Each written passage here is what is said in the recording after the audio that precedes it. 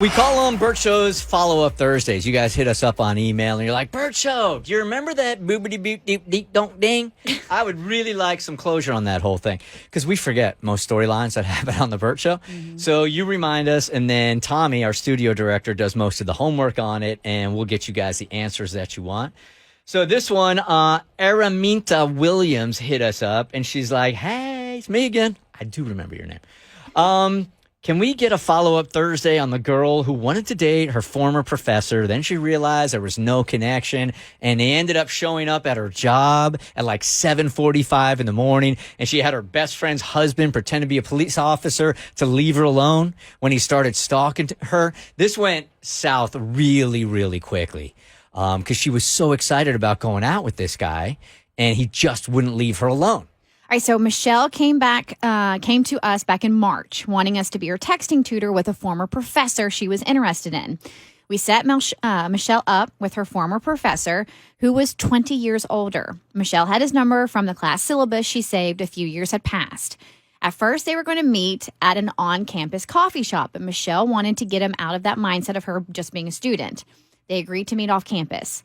The first date went okay, but he wasn't getting it. She told him that she wasn't there to be his former student. Michelle told him she liked him. So he asked her for drinks and a second date. Halfway through that second date, Michelle realized she was bored out of her mind. After that date, he would not leave her alone with constant text messages, so she blocked him. Then he started sending messages on Instagram. He became Professor Clingy. He contacted her on all social media. She tried to politely respond, saying they didn't have a lot in common. The next day, she got to her office, and he was there in the lobby at 7:45 in the morning. He desperately told her that he felt hurt by the comment that they didn't have a lot in common. He went down an entire list of all of the things he assumed she was interested in based on her social media post. She asked him to leave. He said he wouldn't until she agreed to go to lunch with him that day. She said no. He said he would sit in the lobby and wait. Thankfully, another woman was eavesdropping and called security. Michelle immediately got in the elevator and let security escort him out. Later that afternoon, Michelle got flowers from him.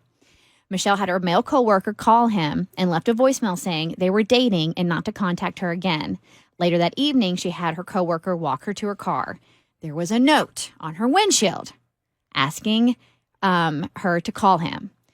So she had her best friend's husband pretend to be a police officer and told Professor Clingy that she had filed a complaint and he is not to contact her again.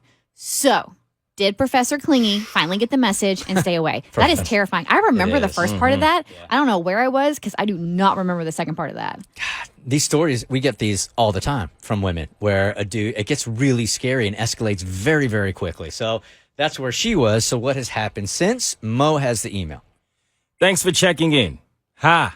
Yes, Professor Clingy did get the message and has stayed away from me. Personally, I have not heard from or seen him, thank goodness. However, I did have some lunch with some of my friends who were in the same class or had him as a teacher for a different class. They all thought I was crazy and couldn't imagine him being so clingy. I felt like they were all looking at me like I was a liar. One of the girls, the one I know the least, almost seemed angry or annoyed that I would even imply that he was so crazy or stalkerish. After that lunch, I heard from various people that she had some type of crush on him and had apparently tried to pursue him once before, but it didn't go far. I guess the fact that he wasn't into her at the time, but was obsessed with me after no time at all, seemed to insult her.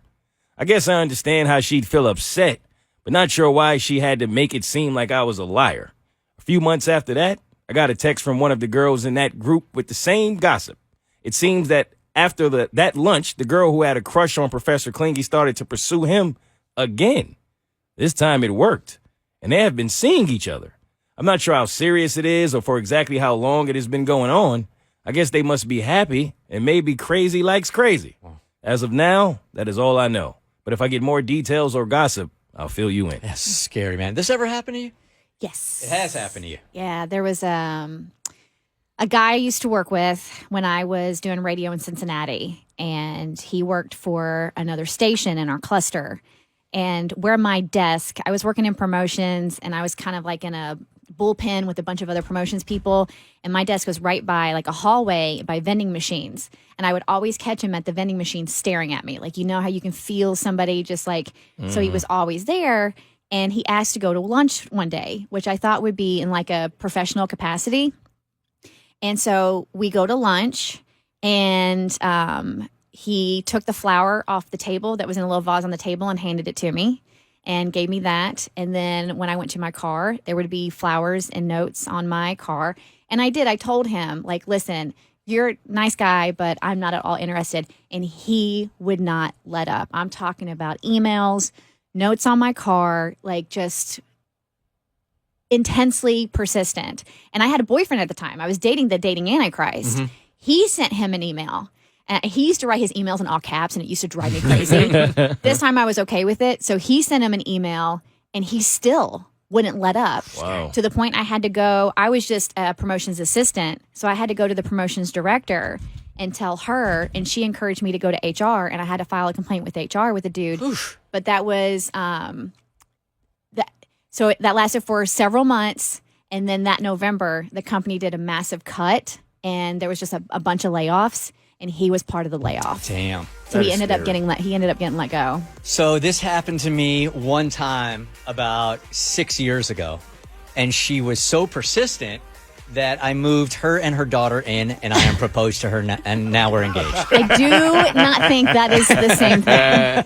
Might be a wee bit Yeah, a little different. different there. I decided to lean in. It's the Bert Show. The Bert Show. Like what you just watched? Well, you can get a lot more of The Bert Show for free on Apple, Spotify, or wherever you get your favorite podcasts.